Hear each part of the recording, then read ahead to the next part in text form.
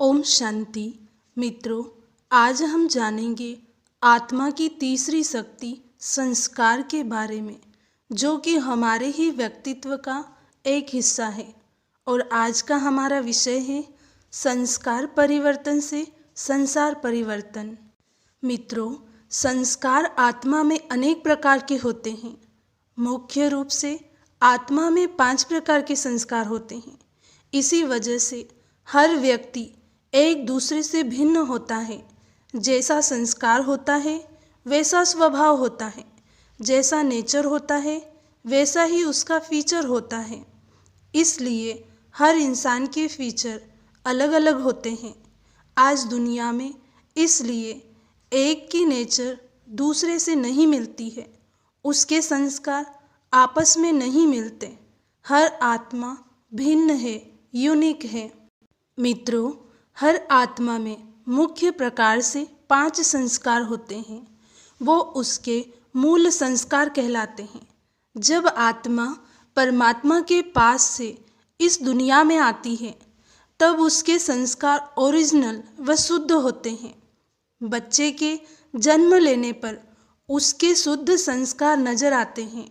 नवजात शिशु के समक्ष जब हम जाते हैं, तब एक अलौकिक भावना का संचार होता है।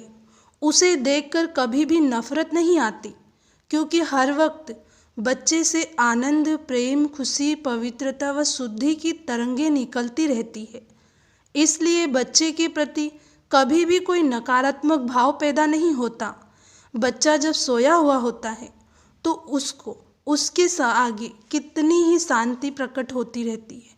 बच्चे को खुश देखकर बड़ों को भी बहुत खुशी होती है। बच्चा जब मुस्कुराते हुए खेलता है, तब कितना आनंद बिखेरता है। हर बच्चे का वास्तविक स्वरूप वैसा ही होता है। वह अपने संस्कारों में शुद्ध व पवित्र है, अर्थात ऐसा कहे कि वह सतोगुणी स्वरूप में है। बच्चे को महात्मा समान भी कहा जाता है, क्योंकि वह पवित्र है। हर आत्मा अपने वास्तविक स्वरूप में पवित्र है। जैसे जैसे बच्चा बड़ा होता जाता है, वैसे वैसे उसके मूल संस्कार मर्ज होते जाते हैं और कमजोरियां तथा दुर्गुण के संस्कार उसकी आत्मा में समाने लगते हैं। आदि स्वरूप में आत्मा भी प्रेम स्वरूप है, परंतु वह मोह का ग्रास बनने लगती है। लोभ के अंश उसमें प्रवेश होने लगते हैं। उसके अंदर अधिकारीपन की भावना सिर उठाने लगती है।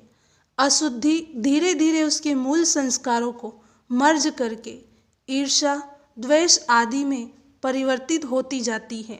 मित्रों, उसी प्रकार दूसरे प्रकार के संस्कार है जो पूर्व जन्मों के संस्कार होते हैं।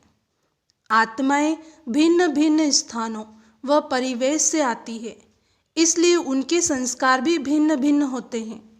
हम समाचार पत्रों में पढ़ते भी हैं कि एक 3 साल का बच्चा कंप्यूटर चलाने लगा, एक 5 साल का बच्चा श्लोक पढ़ने लगा, जबकि घर में किसी को भी श्लोक नहीं आता है।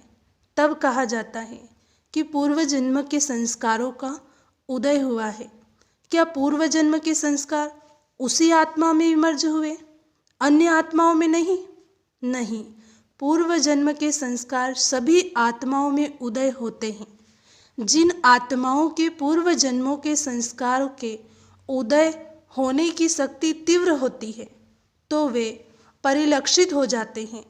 परंतु उन संस्कारों की गति जब उतनी तीव्र नहीं होती, तो उनका प्रकटीकरण भी शिथिल होता है। उसी प्रकार मित्रों, तीसरे प्रकार के संस्कार है जो कि खानदानी संस्कार होते हैं, जो माता पिता से प्राप्त होते हैं।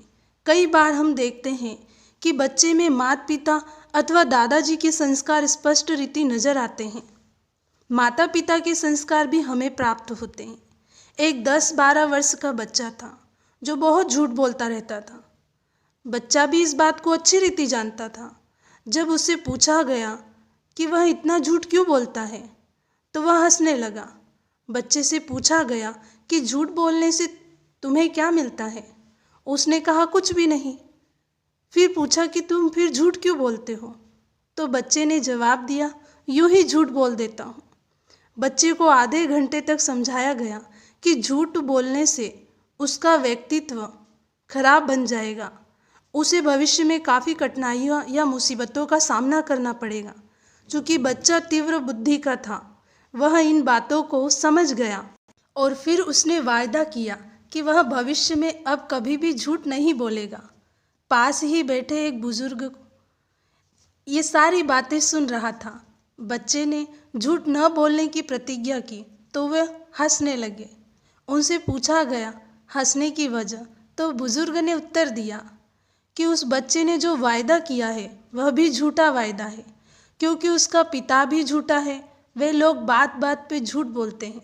यह इनका खानदानी संस्कार है। इनका दादा भी वैसा ही था। मैं मानता हूँ कि बच्चा समझदार है, वह झूठ बोलना नहीं चाहता है, परंतु खून कैसे झूठा हो सकता है। खानदानी संस्कार तो रहेंगे ही, न चाहते हुए भी यह कल फिर झूठ बोलेगा। यह है तीसरे प्रकार के संस्कार। और फिर आते हैं चौथे प्रकार के संस्कार जो हम इस जन्म में निर्मित करते हैं, और वो संस्कार है संग के प्रभाव में आकर हमारे वे संस्कार बनते जाते हैं।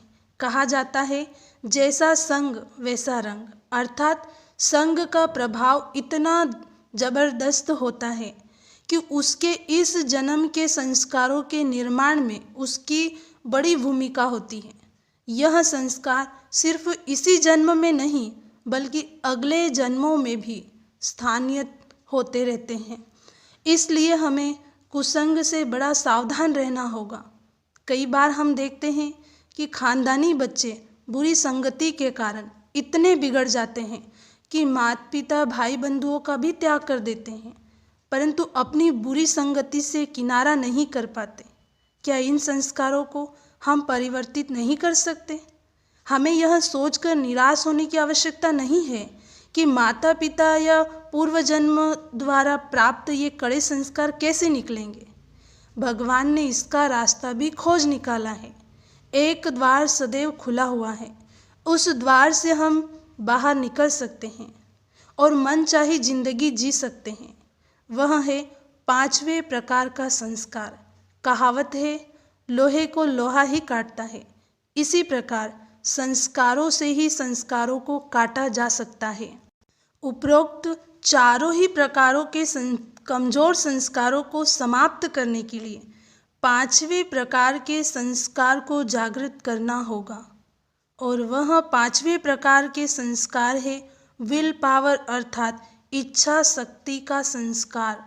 इंसान जीवन में जिस भी ऊंचाई पर जाना चाहे वो जा सकता है, वह सफलता के शिखर पर पहुंच सकता है, परंतु विल पावर को जगाए कैसे? विल पावर को जगाने के लिए जो शक्ति चाहिए वह है विचार शक्ति अथवा संकल्प शक्ति।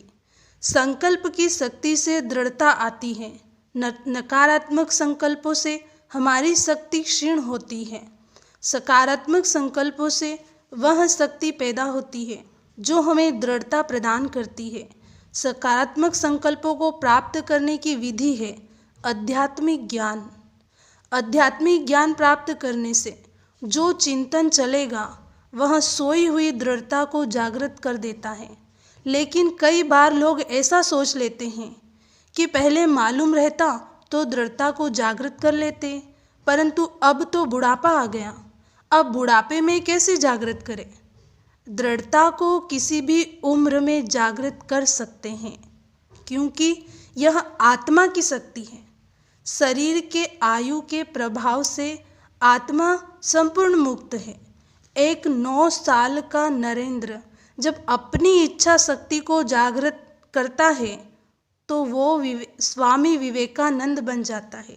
एक 25 वर्ष का युवक मोहन जब अपनी दृढ़ता शक्ति को जागृत करता है तो महात्मा गांधी बन जाता है। 60 वर्ष की उम्र में मदर टेरेसा ने जब अपने विल पावर को जगाया तो वह विश्व की माँ बन गई। इसी प्रकार विल पावर को किसी भी उम्र में जगाया जा सकता है। 60 वर्ष की उम्र तक मदर टेरेसा अज्ञात थी, उसे कोई नहीं जानता था। वह एक नन के रूप में कार्यरत थी, परंतु 60 से 90 वर्ष की आयु के दौरान वह मदर टेरेसा बन गई।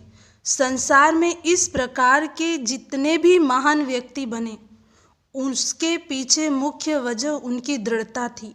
जब उनके जीवन में प्रारंभिक दिनों की ओर झांकेंगे तो पाएंगे कि सदैव उनका चिंतन सकारात्मक ही रहा था। इस सकारात्मक चिंतन का स्रोत उनकी आध्यात्मिकता थी। महानता के शिखर तक पहुंचने के लिए आध्यात्मिकता एक सीढ़ी का कार्य करती है। इस प्रकार ये 5 प्रकार के संस्कार हमारे जीवन को एक दिशा देते हैं। इन्हीं संस्कारों के आधार पर हम अपने जीवन को श्रेष्ठ से श्रेष्ठ बना सकते हैं। अच्छा, ओम शांति।